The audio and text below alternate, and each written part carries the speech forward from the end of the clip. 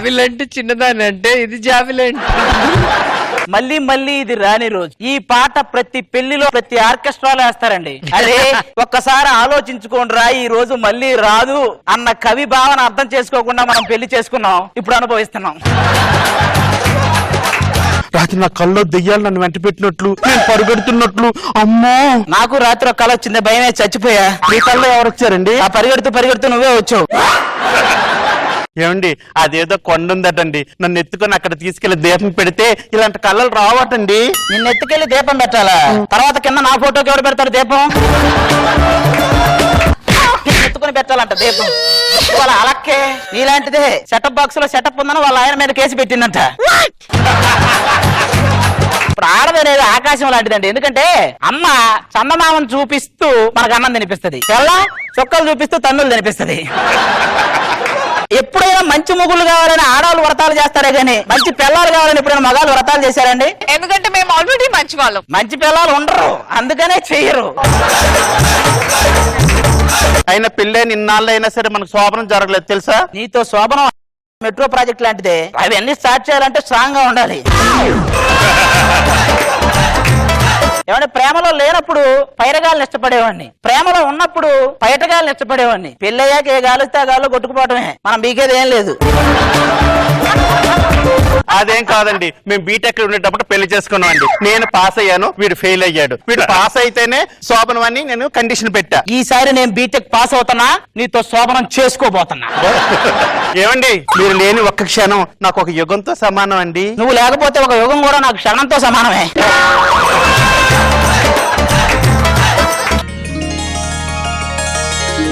ఆ సిగరెట్ కాల్చకరా, పొగ త్రాగటం వాడి కంటే పక్కన వాడికి ఎక్కువ హానికరం. ఇది చూస్తే అర్థం కావట్లేదా?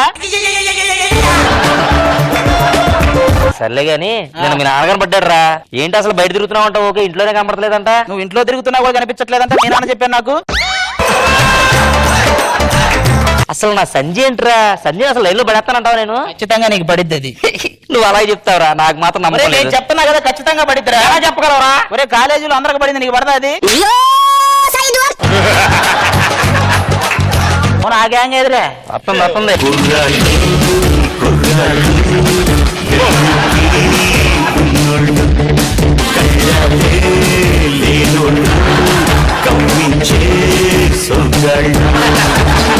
ఒరే నువ్వు ఆ పాటతో కదరా రావాల్సింది, నేను చెప్తా ఇచ్చి. ముసలాడోయ్ ముసలాడోయ్ మూడొస్తే పోతాడోయ్, బీపీ ఉంది షుగర్ ఉంది క్యాన్సర్ ఉంది పోతాడు రే.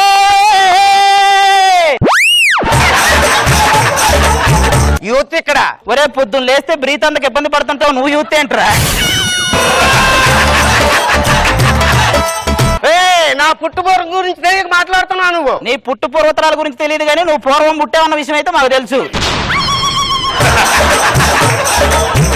అయినా ఏం బ్యాచ్ రా మీది? ఒక అమ్మాయి కూడా ఉండదు. పడిందా నీ కన్ను? అయినా మీ బ్యాచ్ లో కూడా అమ్మాయి లేదుగా. హలో, ఇక్కడ అమ్మాయి ఉంది ఇక్కడ. ఓ నువ్వు అమ్మాయే కదా, మర్చిపోయా ఆ విషయం. పూలేంటాడు కంటిన్యూటీ. నువ్వు ఎవరినైనా అనుకని ఈయన కూడా అనుకో, ఎందుకంటే మా పెళ్లికి హెల్ప్ చేసిన వాడు తెలుసా? ఆ ప్రాసెస్ లో వాడు ఇంకా చాలా చేసి ఉంటాడు, అది నీకు తెలుసా? చూసావా, ఒకటి 70mm థియేటర్, ఇంకోటి 170mm థియేటర్. మీరంతా టూరింగ్ ట్యాక్సీరా కనపడుతున్నారుగా. ఎవరినైనా అనుకని ఈ అమ్మాయిని మాత్రం మళ్ళీ ఏమనుకో, ఎందుకంటే నా గుండెకే ఈ అమ్మాయికి ప్రేమ అవుతుంది, నా కిడ్నీ ఈ అమ్మాయికి అది అవుతుంది. అది అవుతుంది. ఏదవుతుంది?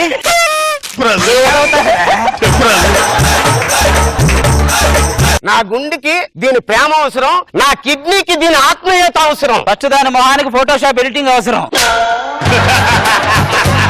హలో, టాలీవుడ్ హీరోయిన్ ఇక్కడ. అది టాలీవుడ్ అయి ఉంటది, టేక్వుడ్ అయి ఉంటది, కరెక్ట్ కనుక్కో. ఏం మాట్లాడుతున్నావయ్యా? అసలు ఇక్కడ మేనస్ ఉందా? కంట్రీ బ్రో, ఇన్ని తిట్లు తిడుతున్నా కళ్ళగా అప్పగించి అలా చూస్తావేంటి? ఈ ప్రపంచంలోకి ఎలా అందగత్తెని చూస్తున్నాను. ఓ మై గాడ్, నువ్వు పక్కగా తప్పుకుంటే ఇంకా క్లియర్ గా చూస్తా.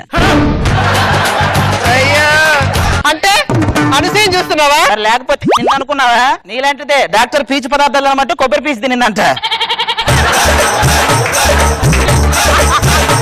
మొత్తం చిల్లర వాదాలంతా వచ్చారు బ్యాచ్. చిల్లర బ్యాచ్ అంటే ఏంట్రా? ఏం లేదురా, ఒక షేర్ చేసి 10 సెకండ్లు ఇది అందరికీ షేర్ చేయకపోతే చెడు జరుగుతుంది అంటారు చూసావా, వాడే చిల్లర కదవా. పదండి, ఇంకా క్లాస్ టైం అయింది.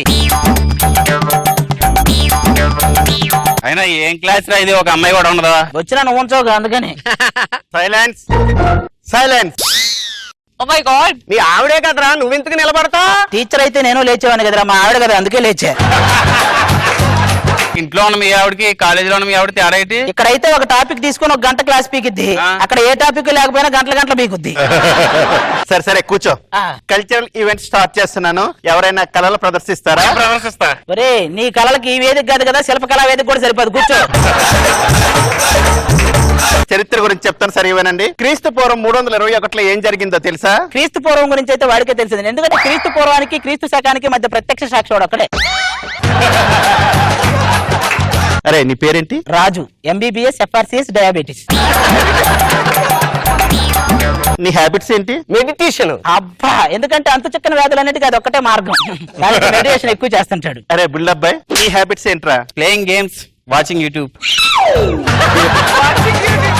యూట్యూబ్ లో ఏం చూస్తారా? ఆయన చేసిందే చూస్తుంటాడండి. నేను వీళ్ళందరిని అడుగుతుంటే నీ కౌంటర్లు ఎందుకు? నీకెందుకు కౌంటర్? గట్టి ఫెలో బఫెలో అసలు చలనం లేదేంట్రా నీకు? నాకు తెలుసు, నాకు న్యూటన్స్ లా తెలుసు. For every husband reaction in classroom there is a equal reaction in bedroom.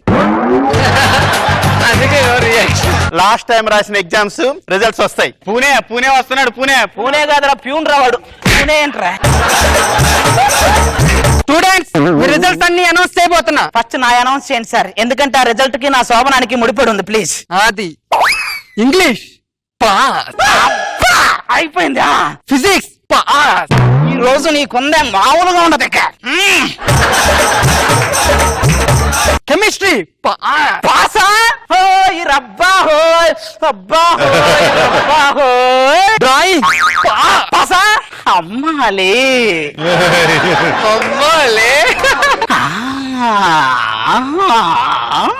M1 fail.